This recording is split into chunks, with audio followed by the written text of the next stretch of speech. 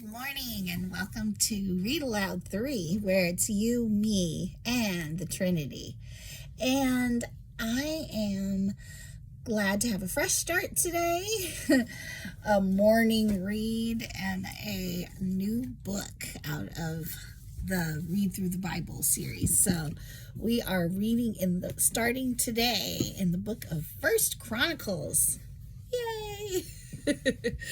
I feel like Chronicles is another book with the reputation a bit of just being like lists of,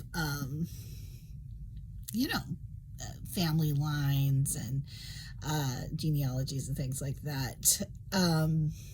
We'll see, because I can't say that I recall, perhaps from never really reading through the book of Chronicles. No, I actually have read through myself now because I'm just a little ahead in my own personal reading. But it's been a little while since I read through the book of Chronicles at this point. And so, but I kind of compare it to the first book I started reading here, just in my mind, like I said, as a generalization. And, more of a, what's the word when you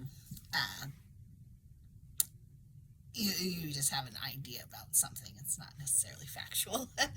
But anyway, the book that I started this channel, I was kind of going back and I was like, did we really start from the beginning of the Bible?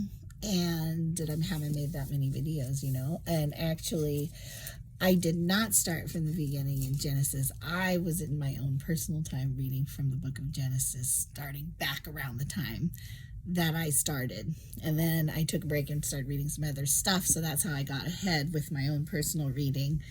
But we began in the book of Leviticus. So, and as the name suggests, the book of Leviticus is a lot of like legal stuff, law stuff for the people of Israel. So let's get a really good understanding of what the book of Chronicles is really about. And for that, I want to read in my trusty Bible that I normally read out of, because it has this part in the beginning and it's an overview. Yeah. But I started, for some reason I had misplaced my Bible, which is I think it's the NIV. It just is not on the binding any longer. And I switched and started reading in this Bible, which is a different translation. And I like it. I think most of us are probably used to New International Version these days. I feel like it's kind of a popular version that you hear more often read, like the King James Version used to be. But this one is a New Living Translation, just so you know, that I've been normally reading out of late. So let's go back to the NIV today, and I'm going to start with the summary.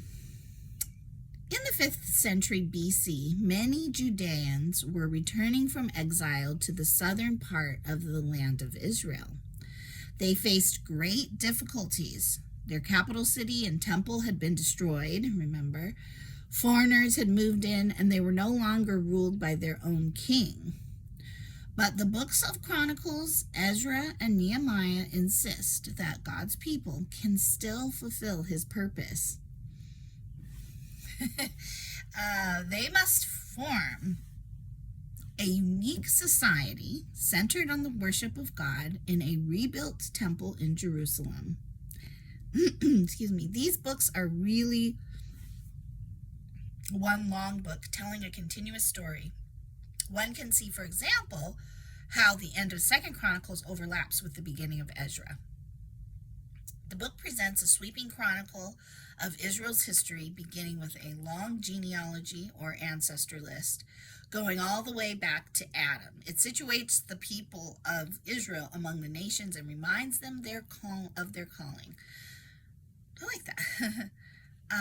Special attention is given to Judah, ancestor of the royal line of David, and to Levi, ancestor of the priests and temple attendants. The second main part describes the kings who ruled in Jerusalem down to the time of the exile. David receives more attention than others, but many details of his life, told elsewhere are left out. The focus is on his military campaigns and his elaborate plans for the temple in Jerusalem. The reason is clear when we see that David was not permitted to build the temple because he was a warrior. God wanted a man of peace to build the temple where all nations would come to pray. The honor, therefore, fell to David's son, Solomon. More space is devoted to him than to any king besides David, describing his construction of the temple and the splendors of his reign. The final part of the book relates the experiences of the returned exiles, the memoirs of Ezra and Nehemiah. Leaders of the second generation of returned Judeans are incorporated into the history. These leaders helped create a distinct community by forbidding intermarriage with the surrounding peoples, and they directed the rebuilding of Jerusalem's walls. Included here is a description of a great covenant renewal ceremony led by Ezra and Nehemiah. An important theme of the entire history, which can appropriately be called a temple history, is that pure worship is offered on God's terms, not ours. God has chosen Israel to welcome the nations into true worship. Through all the ups and downs of history, he is working to bring this purpose to fulfillment. Okay?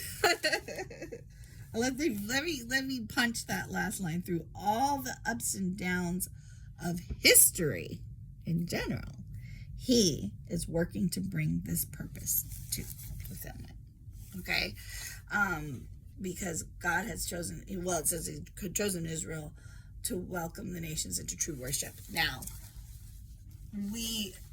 Israel was the chosen people of God.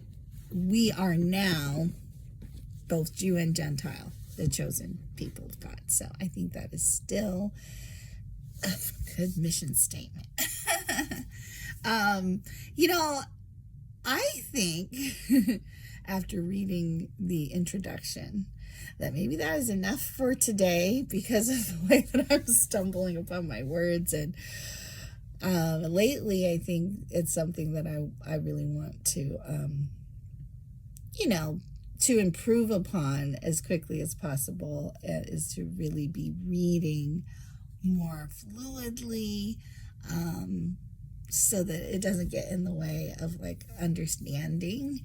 And that's a really big goal, obviously, for a Read Aloud channel, and for my sites being on doing that as a potential business or career in the near future. So I apologize that it just seems like maybe I need to warm up before I start reading, because I don't want that to be a hindrance to your understanding what is being read. So let's leave it at the intro to First Chronicles for today, and we will get started. Let's see, today is the 28th, tomorrow's the 29th, 30th, and then the 1st. And should maybe we do some commentaries, and then we could get started in the first chapter on the 1st? Potentially. I'll think of that through, and I'll get back to you, God willing, tomorrow. Have a blessed day.